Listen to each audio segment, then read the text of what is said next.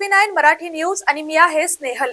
आजच्या special police crime diary मध्ये पाहणार आहोत नांदेड मधील एक धक्कादायक हत्या प्रकरण। दारू पिताना मित्रांमध्ये वाद झाला। मला शिवी का दिली या कारणावरून एकाने आपल्या मित्रावर धारदार शस्त्राने हल्ला केला। हल्ल्यात गंभीर जखमी झालेल्या तरुणाला रुग्णालयात दाखल करण्यात आलं, मात्र डॉक्टरांनी त्याला मृत घोषित केलं। पहिल्या दृष्टिक्षेपात हा प्रकार दारूच्या नशेत झाल्याच्या वादातून घडलेला गुन्हा असल्याचं समोर येत आहे, पण पोलिसांच्या चौकशीत या प्रकरणाला अचानक वेगळंच वळण मिळालं। आरोपीने दिलेल्या माहितीनुसार हा खून केवळ वादातून नव्हे, सुपारी घेऊन करण्यात आल्याचा संशय पोलिसांना आला आहे। या प्रकरणात 2 संशयितांना अटक करण्यात आली असून या खुनामागचा नेमका सूत्रधार कोण आणि खुनाची सुपारी देण्यामागचं कारण काय याचा तपास आता पोलिसांकडून सुरू होत आहे। चला पाहूयात आजच्या प्रकरणामध्ये। नांदेड शहरातील बस स्थानक परिसर 17 ऑगस्टच्या रात्री काही मित्र एकत्र बसून दारू पित होते। याच वेळी शेख सिराज आणि त्याचा मित्र सय्यद एजाज सय्यद बाबर यांच्यात शिवीगाळ करण्यावरून वाद झाला। वाद वाढला आणि काही क्षणातच परिस्थिती गंभीर झाली। पोलिसांच्या माहितीनुसार सय्यद एजाज सय्यद बाबर याने धारदार शस्त्राने शेख सिराज यांच्यावर हल्ला केला। या हल्ल्यात सिराज गंभीर जखमी झाला। घटनेची माहिती मिळताच पोलिसांनी घटनास्थळी धाव घेतली। जखमी सिराजला उपचारासाठी रुग्णालयात दाखल करण्यात आलं, मात्र डॉक्टरांनी तपासातून त्याला मृत घोषित केलं। घटनेनंतर परिसरात एकच खळबळ उडाली।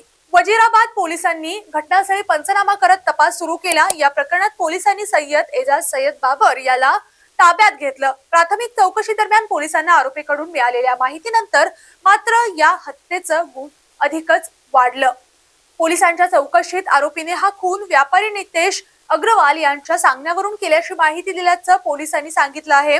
यामुळे तपासातला वेगळंच वळण मिळालं। दारूच्या नशेत झालेल्या या वादातून हा खून झाला। या खुनामागे आधीपासूनच काही कट होता।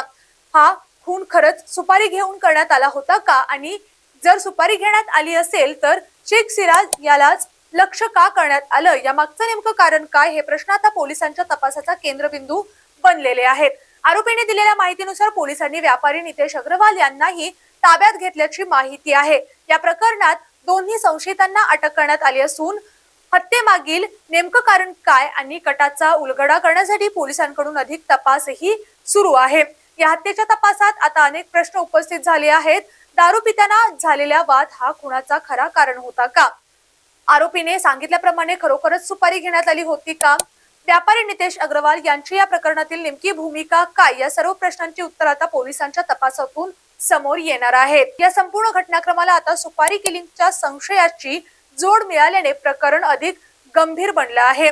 हत्येमागील आर्थिक व्यवहार, आरोपीचे परस्पर संबंध, मृत व्यक्तीसोबतचे वाद आणि कथित सुपारी मागचं कारण या सर्व बाबींची चौकशी होण्याची शक्यता आहे। 2 संशयित पोलिसांच्या ताब्यात आहेत, मात्र या हत्येमागचं नेमकं कारण काय, सुपारी कोणी आणि का दिली आणि या कटामागे आणखी कोणाचा सहभाग आहे, या प्रश्नांची उत्तरं तपासातून समोर येणं बाकी आहे। SP9 मराठी न्यूजच्या स्पेशल पोलीस क्राइम डायरी मध्ये अशाच महत्त्वाच्या आणि धक्कादायक गुन्हेगारी प्रकरणाचा तपशील आढावा आम्ही घेत राहणार आहोत। मी स्नेहल आणि आपण पाहत आहात SP9 मराठी न्यूज, सत्याच्या शोधात सर्वसामान्यांच्या आवाजात।